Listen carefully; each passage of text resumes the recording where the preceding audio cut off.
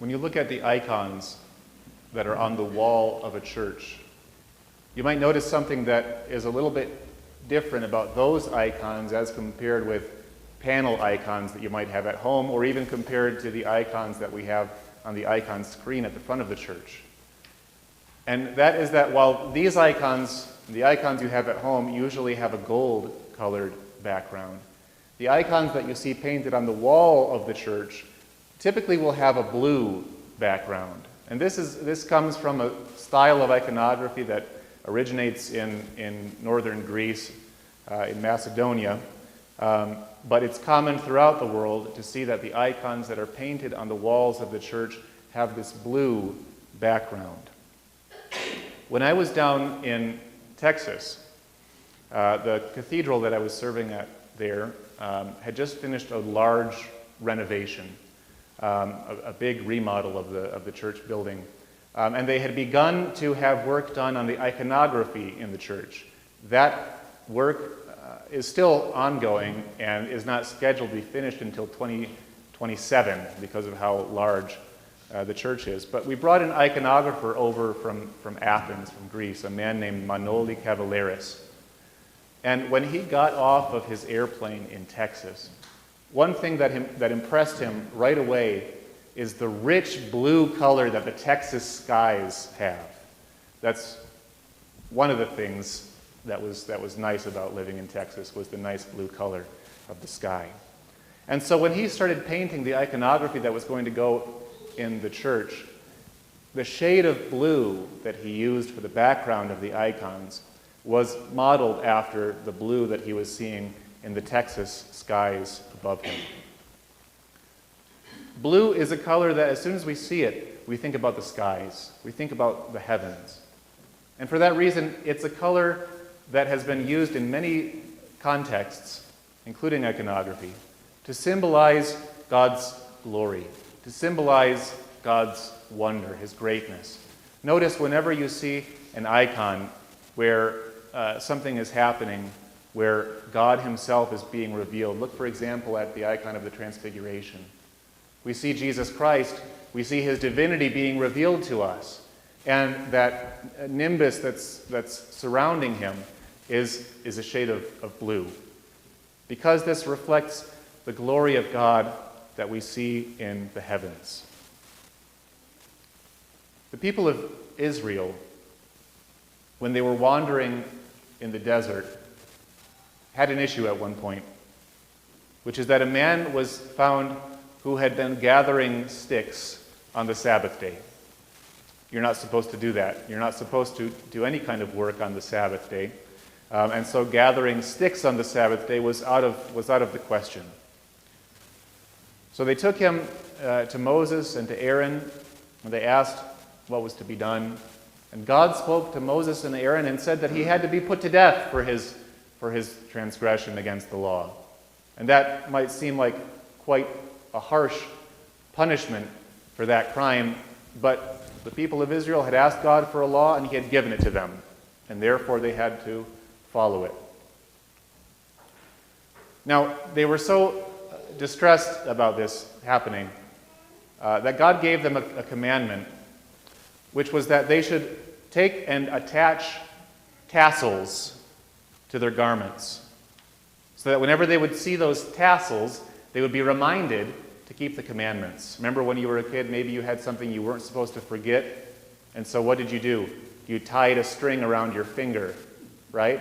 And the string doesn't mean anything by itself, but you remember because you see that string on your finger and you say, oh, that's right, I have to remember to bring home this book today so I can do my homework, or whatever it might have been.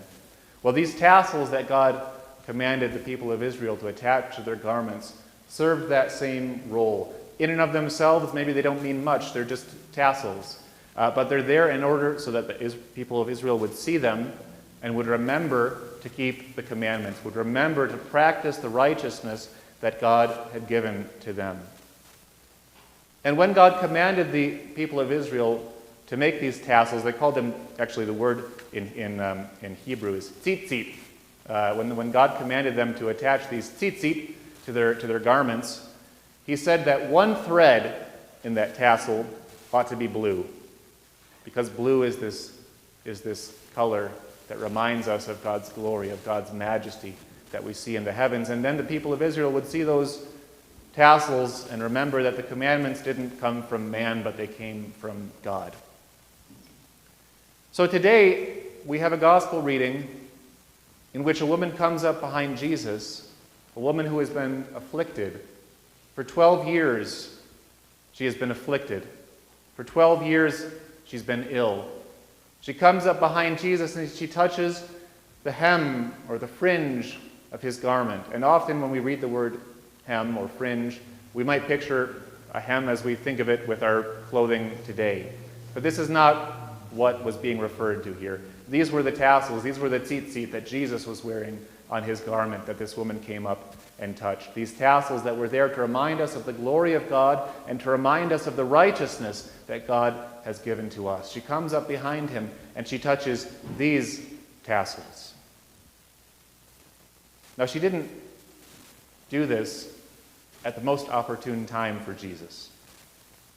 Why? Because a man had come to Jesus earlier in the day and said, "My daughter, my only daughter, is dying. Can you come and help?" And Jesus was on his way to visit this man's house, to heal her daughter, to heal his daughter, when this woman who had been ill for such a long time saw her opportunity, came up behind him and touched the hem of his garment, even as the crowds were pressing around him. And Jesus, despite the crowds, despite the people who were everywhere, knew immediately what she had done. And turning to her, she explains to him what happened, why she did what she did, and how immediately upon touching that fringe of his garment, she had been made well. She delays Jesus from getting to the place where he was going. And because of that delay, actually, the man's daughter ends up dying. A servant from the household comes to them and says, "Don't trouble Jesus anymore. Don't bother the teacher anymore. Your daughter has died." So this woman picked a bad time to come up behind Jesus and touch the hem of his garment. But she picked the time that was available to her. No other time would have worked for her. This was the opportunity. This was the chance that she had to come up behind Jesus and receive the healing that she had desired for such a long time. And she receives that healing. She receives that healing abundantly from the righteousness that comes from Jesus Christ. But it turns out that no time is a bad time for God.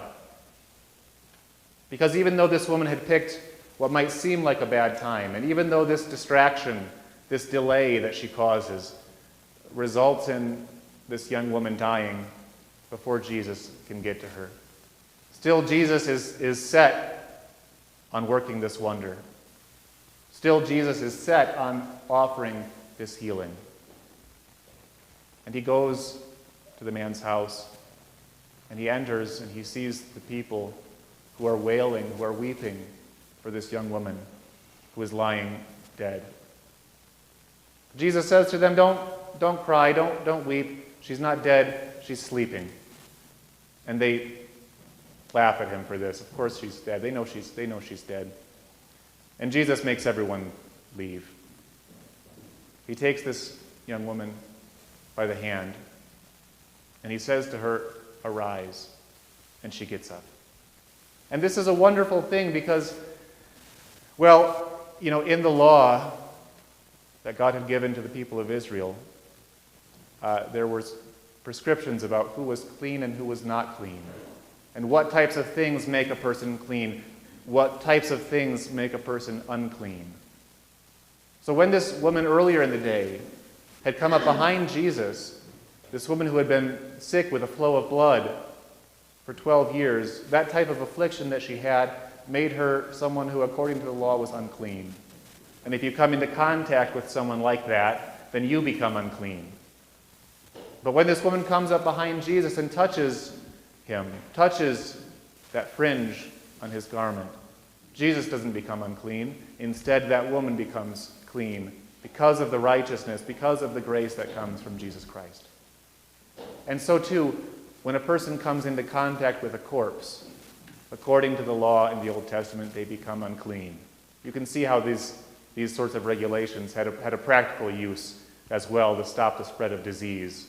We can't just go around touching people who are sick, touching corpses and things like that. We have to wash our hands afterwards. Well, touching this corpse should have made Jesus unclean. Taking this young woman who had died by the hand ought to have made Jesus unclean. But that doesn't happen. Instead, she receives new life from him. She receives the power that comes from him. She hears his voice saying to her, "Arise," and she gets up from her bed.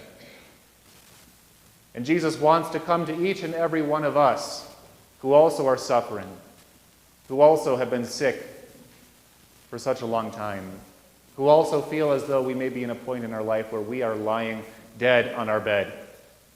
And he wants also to take us by the hand and give us that new life and raise us up from our bed so that we could remember to keep his righteousness, to keep his commandments, and to glorify him at all times. Amen.